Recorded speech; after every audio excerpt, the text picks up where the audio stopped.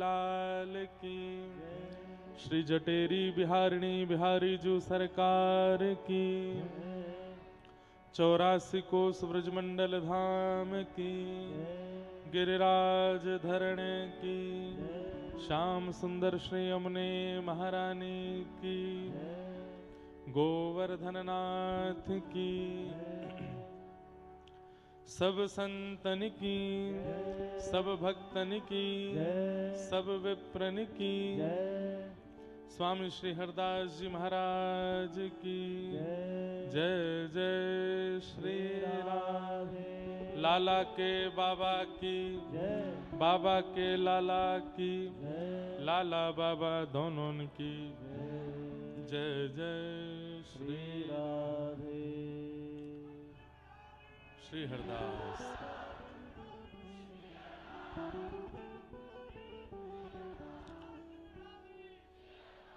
ठाकुर जी की महती कृपा से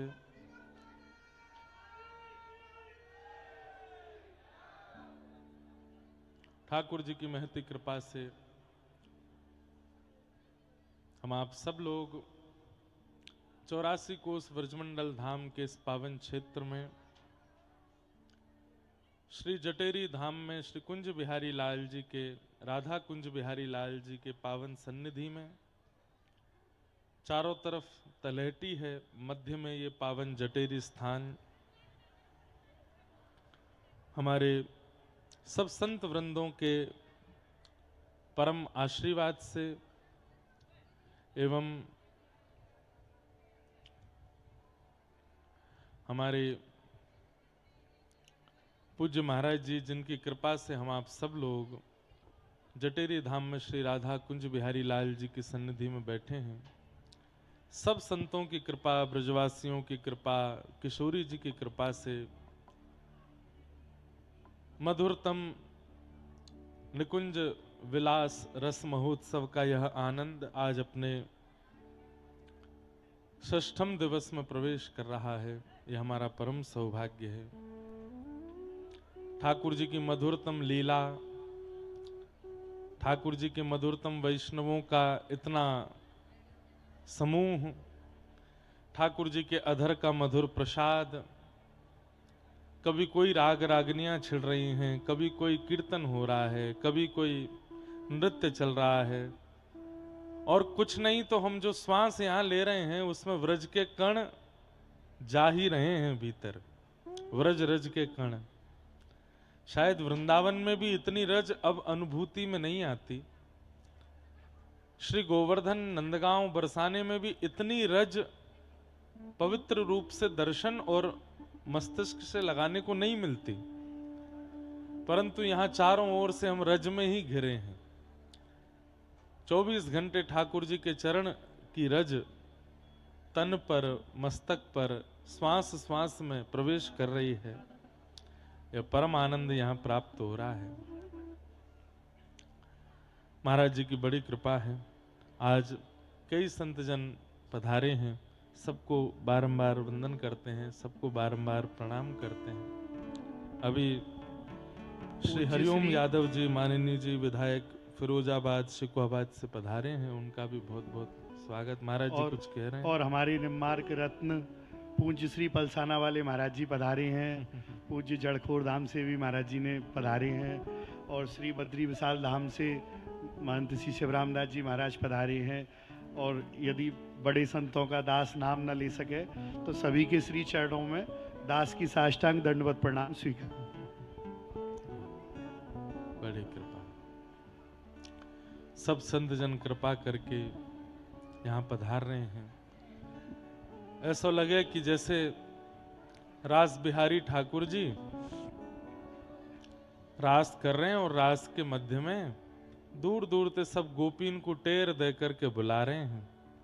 सब संतन के रूप में सब गोपी ही पधार रहे हैं और आकर के यहाँ जटेरी धाम के मधुरतम रास को दर्शन अनुभव प्राप्त कर रहे हैं। खूब सुख मिल रहा है। सबको बारंबार प्रणाम करते हैं। जय श्री कृष्ण। नेक जोर तो बोल लो, जोर पड़ रहा हो बहुत ज्यादा। हम बे हमारे ब्रजवासी ने जब लड़वे की आवे तब तो जन कहां ते स्वर आ जाए कले में। ठाकुर जी की जय जयकार बोलवे में ऐसो जोर पड़े महाराज। जय श्री कृष्ण, जय श्री कृष्ण, जय सिया राम, जय श्री राम, जय श्रीमन नारायण। जय श्रीमन नारायण। कुंज बिहारी, श्री हरिदास, कुंज बिहारी, श्री हरिदास, कुंज बिहारी। श्री हरिदास। जय हो। बड़े आनंद की बात है, निकुंज रस विलास महोत्सव चल रहा है। हम लोग कल वेणु गीत के कुछ भावों का स्मरण कर रहे थे, श्रवण कर रहे थे, और उन्हीं का श्रवण करते हुए फिर कल हमने गिरिराज पूजन किया। पर आज फिर से वेणु गीत के जो श्लोक शेष रह गए उन पर थोड़ी चर्चा करेंगे। कल ऐसा संयोग बैठो कि कल कथा में भी वेणु गीत, और कल रात को रास बिहारी ठाकुर जी भी वेणु चोरी लीला, वंशी चोरी लीला ही यहां कर रहे थे।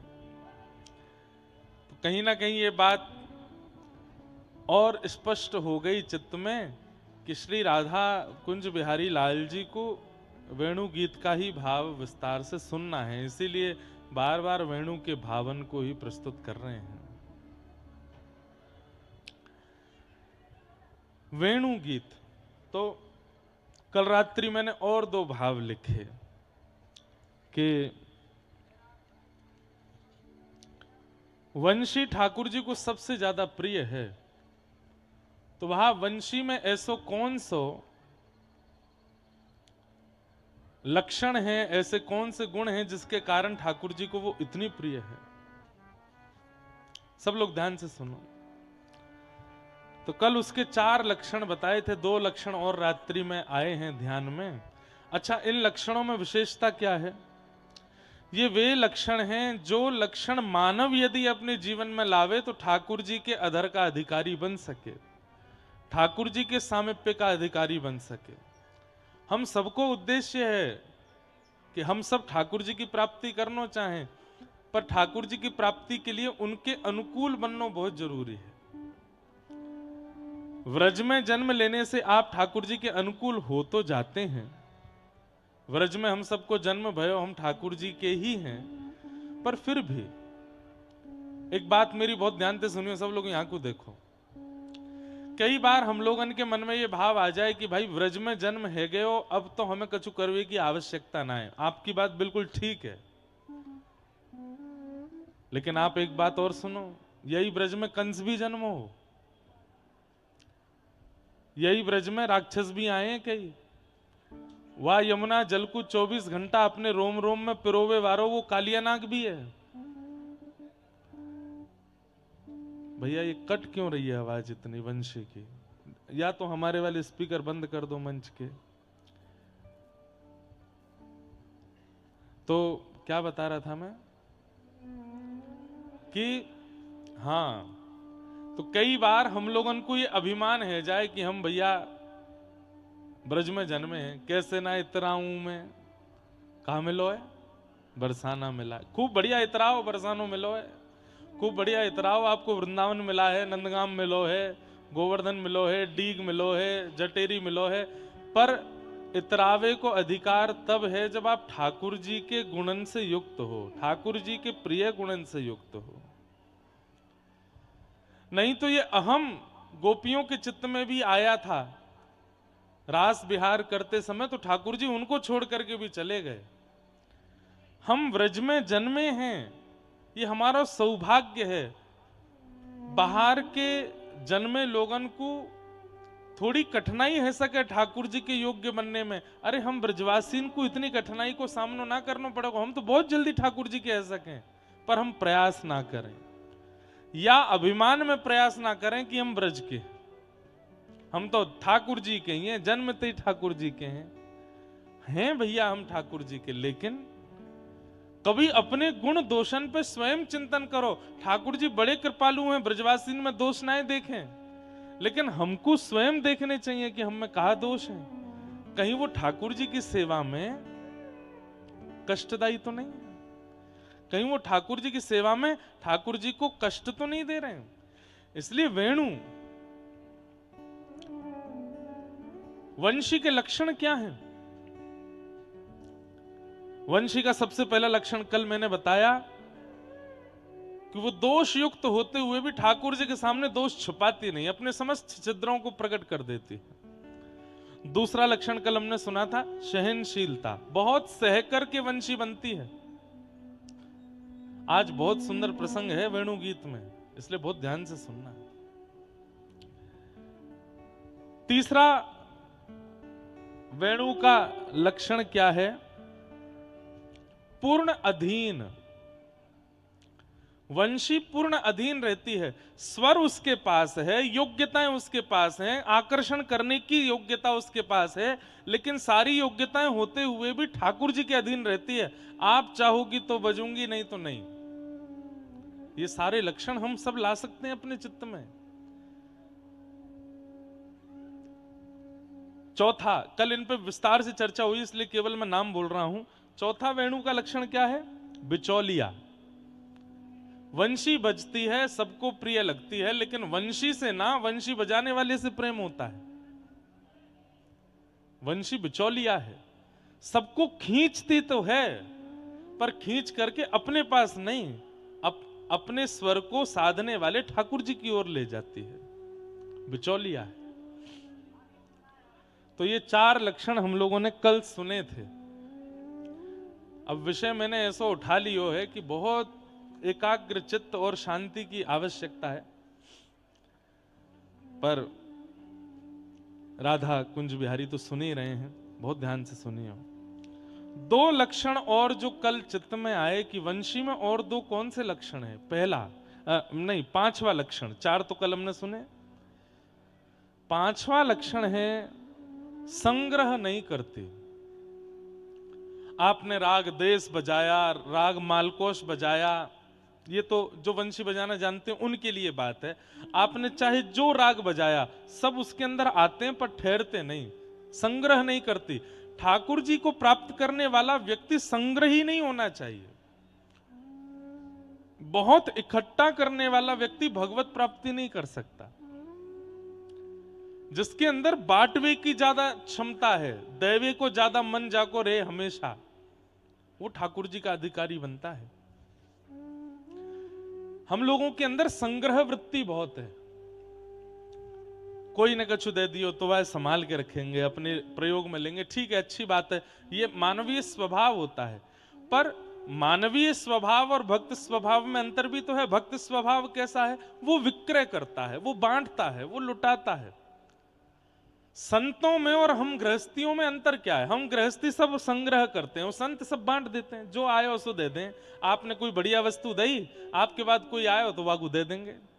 आप कई बार क्रोध भी कर सकते हो, महाराज जी हम बड़ी दूर से आपके लिए लाए थे, आपने उसको दे दी। अरे भाई, भगवत प्राप्त का ये स्वभाव है कि वो अपने पास ज्यादा रखेगा नहीं, और जो अपने पास ज्यादा रखे वो भक्त नहीं, वो तो बांटे। और या कोई एक भाव ऐसो है, प्रेम गली अति सांकरी तामे दो ना समाए। इतनी छोटो हृदय हमारो, वहां में प्रिया लाल जी विराजमान है, और कोई के लिए स्थान है नहीं वहां पे, इसलिए सब बांट दें। अरे कहां तक कहें? भाई छोड़िया बंधु छोड़िया, छोड़िया जग सोई। मीराबाई कह रही हैं, भाई छोड़िया बंधु छोड़िया, छोड़िया जग सोई। साधुअन संग बैठ बैठ, साधुअन संग बैठ बैठ, साधुअन संग बैठ बैठ, लोक लाज खोई रे। मेरे तो गिरधर गोपाल, मेरे तो गिरधर गोपाल, दूसरो न कोई, दूसरो न कोई।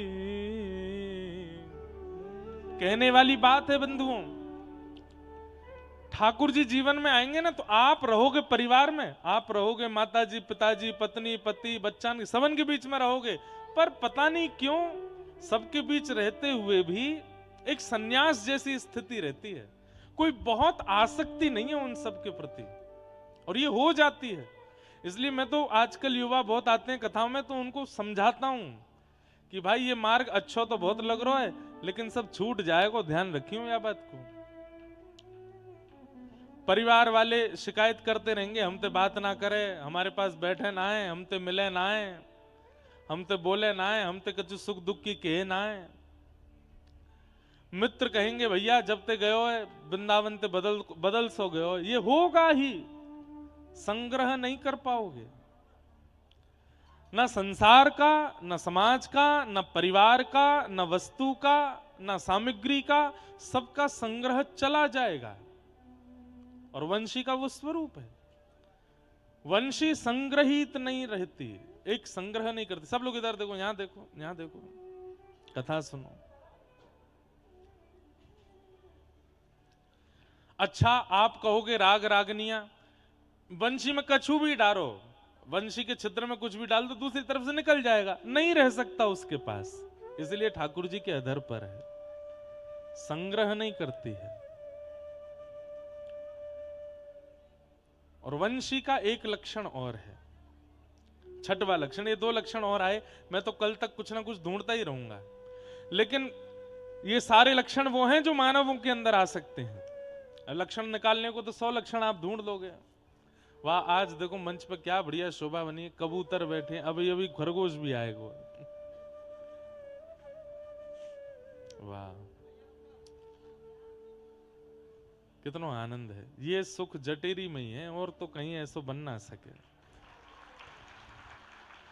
और कहीं कथा होगी महाराज जी तो देखा देखी अगर यजमान नकल भी करना चाहेंगे तो ना कर पाएंगे, क्योंकि वो जो कबूतर लामेंगे, वो जो खरगोश लामेंगे, वो राधा कुंज बिहारी के थोड़ी होंगे, वो कहीं से खरीद के ले आमेंगे। तो उन उपद्रवी व्यास मंच पे कहो तो सब कर कर आ जाएं, बदबू छोड़ेंगे।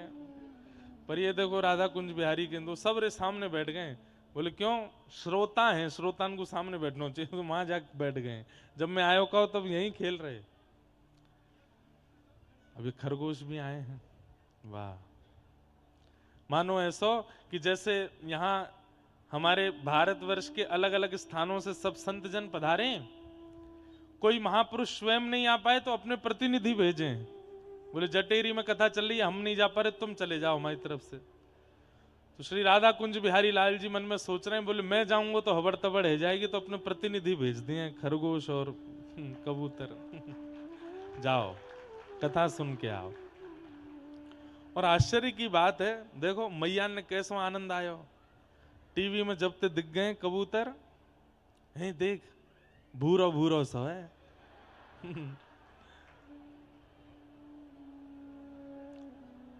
देखो चर्चा का विषय बन गया। अब ठीक है मैया सुनन दो, खुद सुन, देखो सीखो कबूतर कैसे एक बिल्कुल शांत बैठ के कथा सुनना है। आप भी ऐसे ही सुनो। तो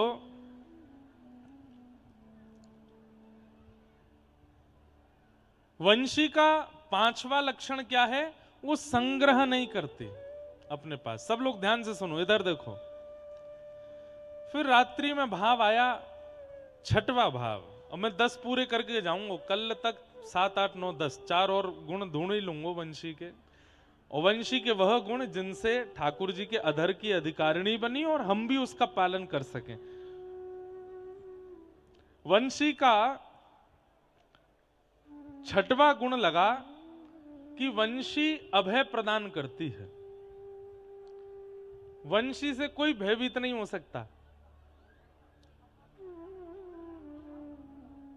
वंशी से कोई भयभीत नहीं होता, सबको अभय देती है। इसलिए भी ठाकुर जी के अधर की अधिकारिणी बन गई, क्योंकि उससे कोई डरता नहीं है, सबको अभय प्रदान किया। जबकि वंशी का वंश भय देने वाला है। बांस के लट्ठा बनते हैं, बांस के डंडा बने, वो सबको भय देते हैं, चाहे पशु हो, पक्षी हो, चाहे वो मानव हो, सबको भयभीत करने वाला होता है बांस। लेकिन वही बांस जब बंसी बन जाता है, तो बंसी बनने की प्रक्रिया ही बांस की ये कहती है कि मैं अब सबको अभय करता हूं, मुझसे डरने की आवश्यकता नहीं है। और वही सबको भयभीत करने वाला बांस जब बंसी बन जाता है, तो ठाकुर जी के अधर पर बैठ जाता है, ठाकुर जी के अधर का अधिकारी बन जाता है। आज मानव चाहे तो अपना रूप ऐसा बना सकता है कि उससे कोई भी डरे, सब भागें।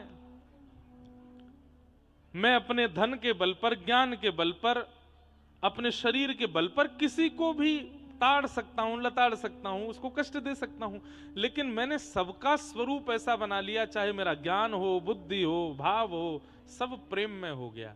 ठाकुर जी अधर पर धारण करते हैं। योग्य है, पर योग्य होते हुए भी सब क्रियाओं को अभय युक्त कर देता है। तो वंशी का ये छठवां लक्षण क्या पता चला कि वंशी की जो जाति है, बांस, वो सबको भयभीत करता है, डंडा बनके, लठ बनके। लेकिन वंशी, जब वही लट्ठा, वही डंडा जब वंशी बन जाता है तो अभय कर देता है। अब मुझसे डरने की जरूरत नहीं है, आप सब लोग निर्भीक हो जाओ। एक बहुत सुंदर पद है, यह भी आयो कल रात में पड़वे में, बहुत सुंदर भाव है। राग बदलो भैया, कोई बढ़िया सुनो।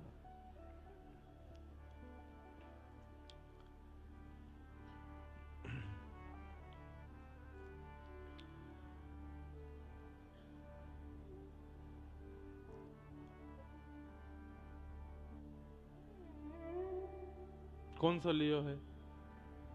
रागेश्वरी। कोई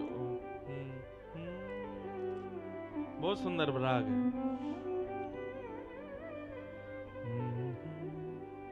मुरली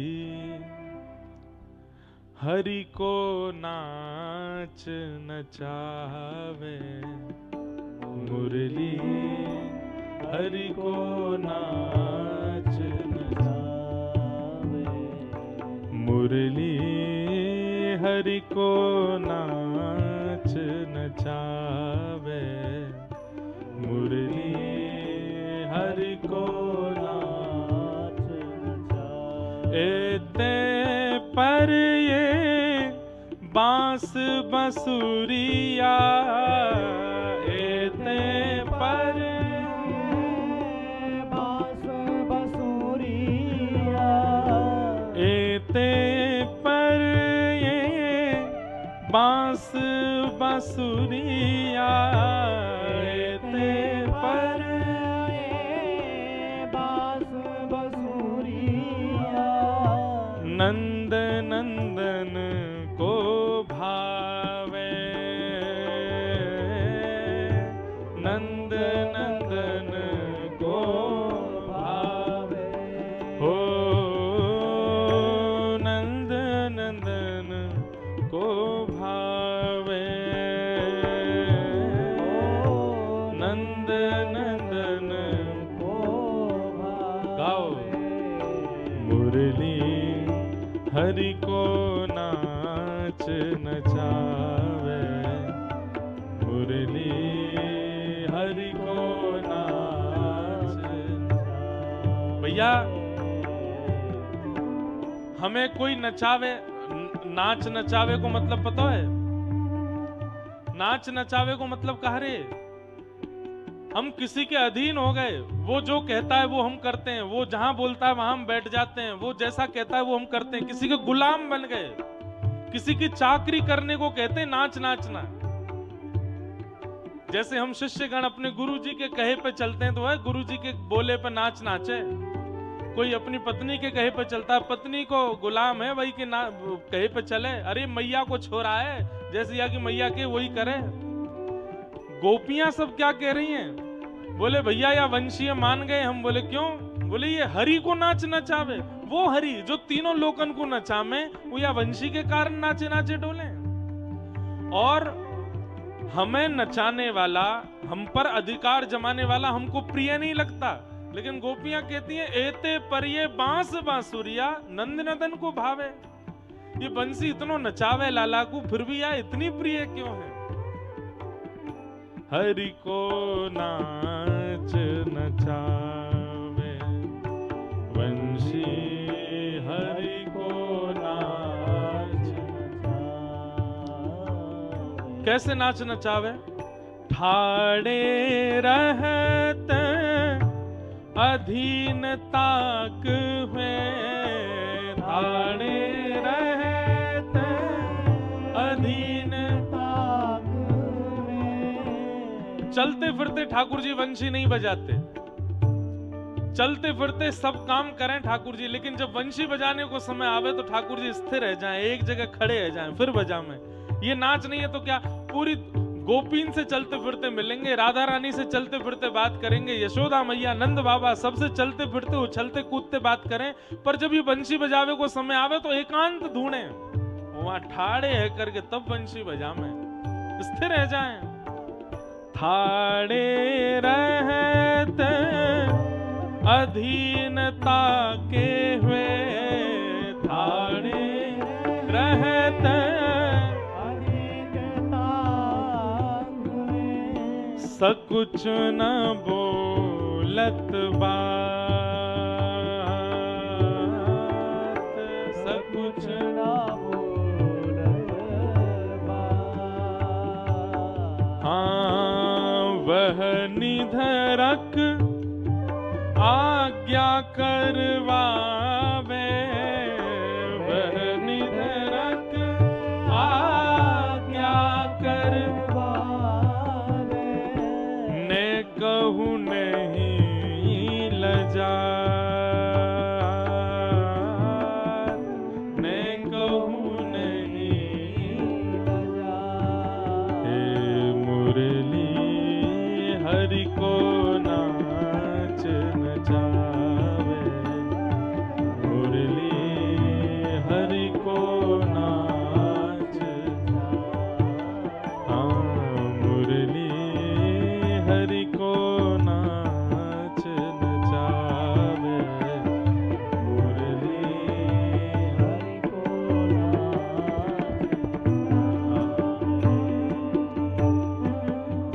हम पर रिस, गोपियां गा रही हैं, हम पर रिस कर कर अवलोके, हम पर रिस कर कर अवलोके,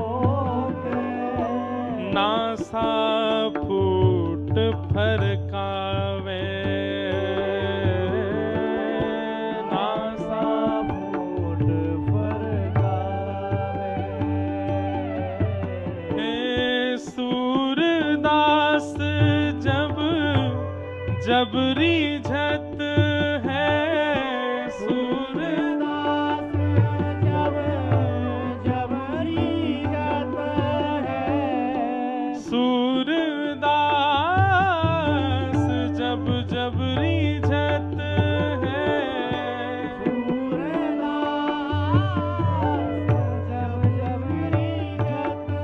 हो तब तब शीश डुलावे, तब तब शीश डुलावे, मुरली हरि को नाच नचावे, मुरली हरि को नाच नचावे, हाँ मुरली हरि को नाच नचावे, मुरली हरि को नाच नचावे, हाँ मुरली हरि को नाच नचावे, मुरली हरि को नाच।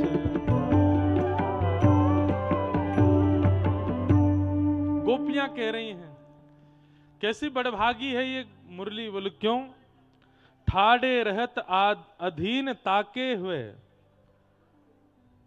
उसके होकर के ठाकुर जी सदा अधीन ठाड़े रहते हैं, खड़े रहते हैं। सब लोग ध्यान से सुनो। और सकुच न बोलत बातें, सकुच न बोलत बातें, ऐसे अधीन रहते हैं ठाकुर जी की जितनी देर वंशी बजाते हैं उतनी देर बोलते नहीं है। ये बात तो स्पष्ट है कि वंशी वादन करने वाला बोलता थोड़ी है,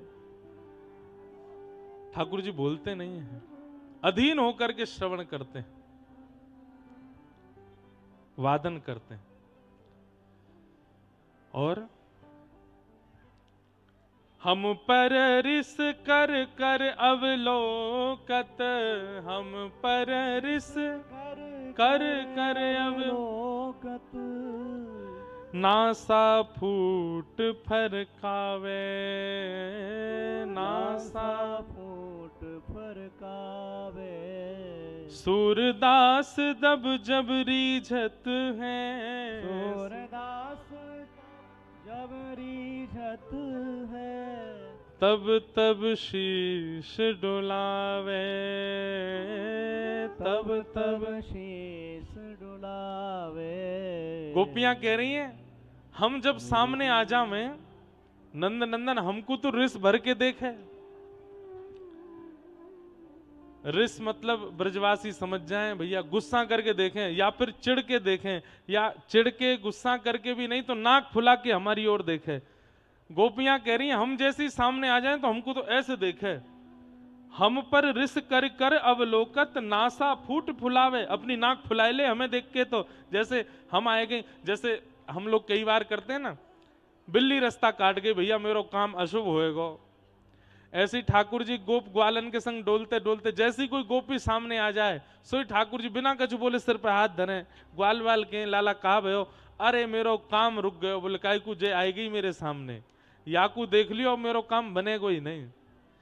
गोपियां कह रही हैं हम पर रिस कर कर अवलोकत, नासा फूट फुलावे, और या वंशी ते कैसो प्रेम, सूरदास जब जब रीझत है, वंशी बजाते बजाते जब जब ठाकुर जी को आनंद आ जाए तो कहा करें, तब तब शीश डुलावे, तब तब अपनो सिर घुमावे, आहा बजाए के आनंद आ गयो, कितनो सुंदर स्वर निकलो, कितनो करुण स्वर निकलो है।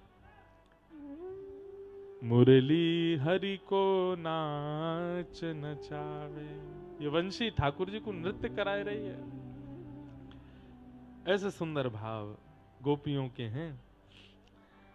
तो हमने 6 भाव ढूंढे कि वंशी में ऐसे कौन कौन से गुण हैं जो मानव अपने अंदर लिया है तो ठाकुर जी के अधर का अधिकारी बन जाए। अधर का अधिकारी मतलब ठाकुर जी के सामिप्य का अधिकारी बन जाए। एक बात आपको बताते हैं, बहुत स्पष्ट रूप से सुनिएगा। ठाकुर जी सब श्रृंगार बढ़ाते हैं पर वंशी को कभी नहीं छोड़ते। मुकुट का भी एक निश्चित समय इतनी देर रहेगो, बाजूबंद, कड़ूला, पैर की पाजेब, कमर की कौंधनी, सबको एक समय है। वहां से ज्यादा ये ना टिके ठाकुर जी के पास, ठाकुर जी उतार दें, लेकिन वंशी 24 घंटा ठाकुर जी के पास रहे। कितनी प्रिय है, श्रृंगार में सबसे प्रिय वंशी है ठाकुर जी को। गोपियां वही बात कहते हुए अब आगे वेणु गीत में क्या कह रही हैं, ध्यान से सुनो। आहा,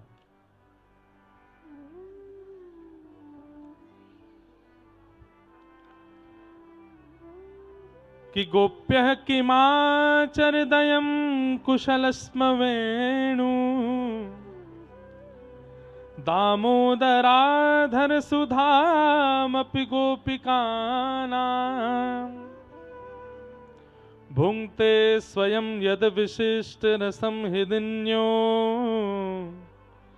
यस्यत्युचोचु मुमुचुस्तरवो यथार्याः, कि वृंदावनं सखि भुवो वितनोति कीर्तिः, यद देवकी सुतपदाम्बुजलब्ध लक्ष्मी, कि गोविंद वेणुमनुमत मयूर नृत्यं, प्रेक्ष्यादृशान् वपरतान्य समस्त सत्वम्।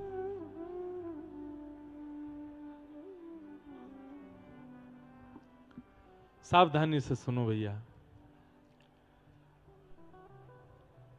गोपियां कह रही हैं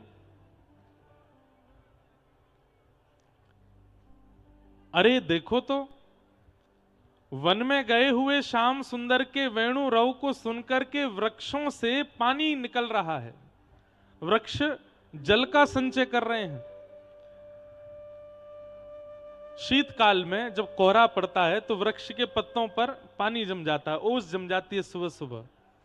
और सुबह सुबह कोई जाकर के वृक्ष को नहीं खिलाए दे तो ऊपर से पानी गिरते हैं। शीतकाल में हम सबको समझ आता है कि भाई ओस के कारण, कोहरा के कारण ये पानी जमा भयो है, लेकिन सामान्य ग्रीष्म ऋतु में भी वही पेड़ वैसे ही पानी छोड़ने लगते हैं, वैसे जल का संचार उनके पत्रों से प्रकट होने लगता है।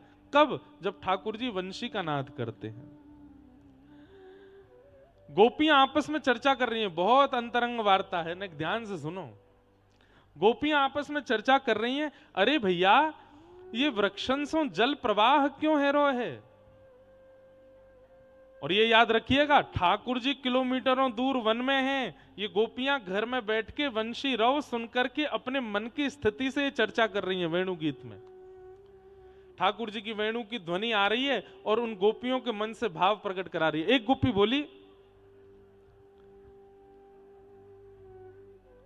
मोए तो ऐसा लगे ये वृक्षों के हर्षाश्रु हैं। हर्षाश्रु कौन से हैं? बोले हर्ष में आने वाले अश्रु।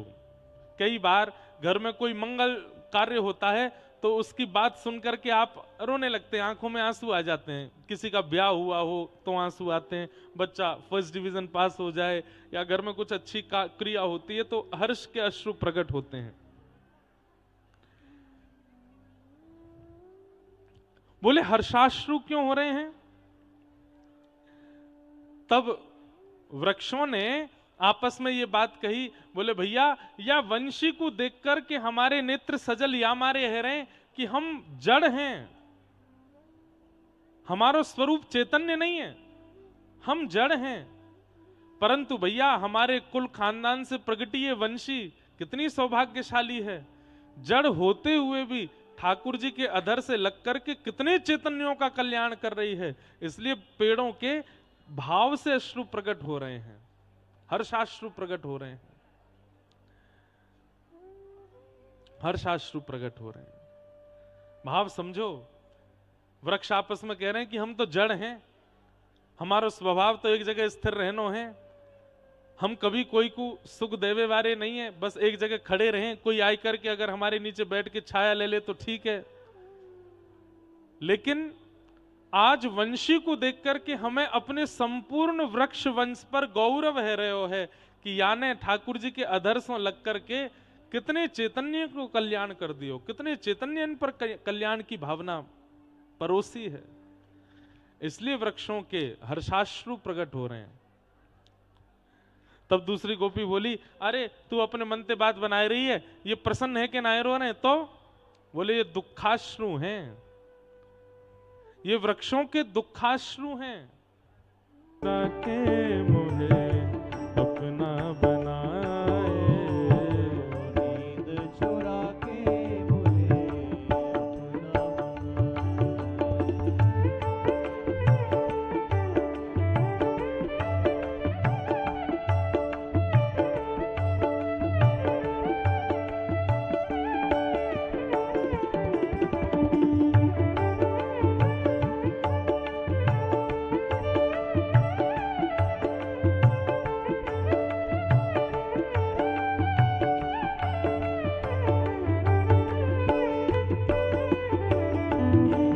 श्री राधा कुंज बिहारी लाल की, करताल बजा के गाओ।